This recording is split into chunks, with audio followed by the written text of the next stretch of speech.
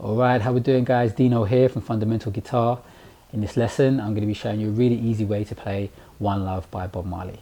I'm going to be playing in the field of G, guys, which basically means we're going to be using really easy chords and really simple transitions. We only need 4 chords. They are G, D, C and E minor.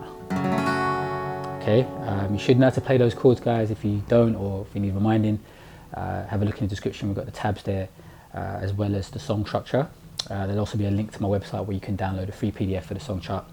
I've got the capo on the 2nd fret. That's just to suit my vocal range, so put it wherever you like.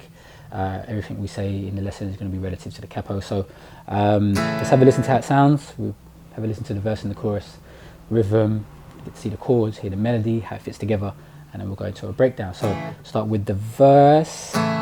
Let them all pass their dirty remarks. There is one question I'd really like to ask. Is there a place for a hopeless sinner? All mankind to save his own. Let's go to the chorus. One love, one heart. Let's get together and feel alright.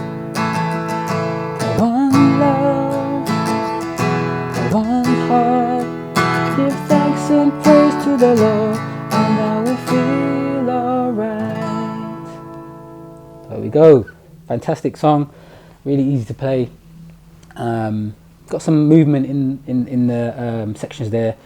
Definitely have a look at the description, guys. You know, for those of you that have seen a few of my videos before will know that the way that I illustrate the chords is not just, you know, lyrics and chords. I'll give you the timing, so bars and beats, which I think is essential when you're learning rhythm guitar. Okay, so let's start breaking it down and look at the bars and the beats and the timing. We've got some split bars in there. Okay, when you look at the description, you'll sort of see that there's some symmetry, some repetition within the song, as with all popular music. Okay, so let's go in with the chorus first. We're playing in 4/4, guys, so that means there's 4 beats in a bar. So I'm not going to worry about any strumming right now. We're just going to go in with crotchet beats, so just playing on the down beats 1, 2, 3, 4. Okay, and then that's how we'll get the foundation, the bare bones. Starting off with the chorus, we want a bar of G. 1, 2, 3, 4. Goes to D. 1, 2, 3, 4. Okay, now our next 2 bars are going to be split bars. So that basically means each chord is going to get 2 beats. So then the next bar is split between C and G. Okay, so 2 beats on C. 1, 2. Goes to G. 3, 4. And then the last bar there, the 4th bar, is going to be split between D and G. So 1, 2, and then G, 3, 4. Okay, so that is a 4-bar progression, guys. That's half of your chorus. Then you repeat those 4 bars, and that gets you your chorus. Okay, so it's an 8-bar chorus.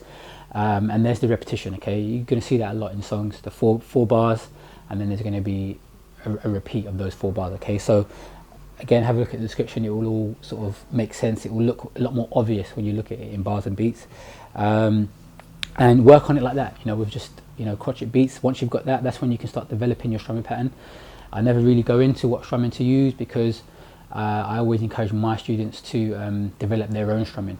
Most people that contact me for lessons are stuck with strumming. They're like, I'm playing the same strumming patterns all the time, and that's kind of because they were sort of conditioned to just play particular strumming patterns, whereas I teach and encourage my students to understand the mechanics of strumming and rhythm, and then that basically leads you on to develop your own strumming, and that gives you your own identity as well. Okay, so let's now have a look at the verse. It's going to be a similar thing going on.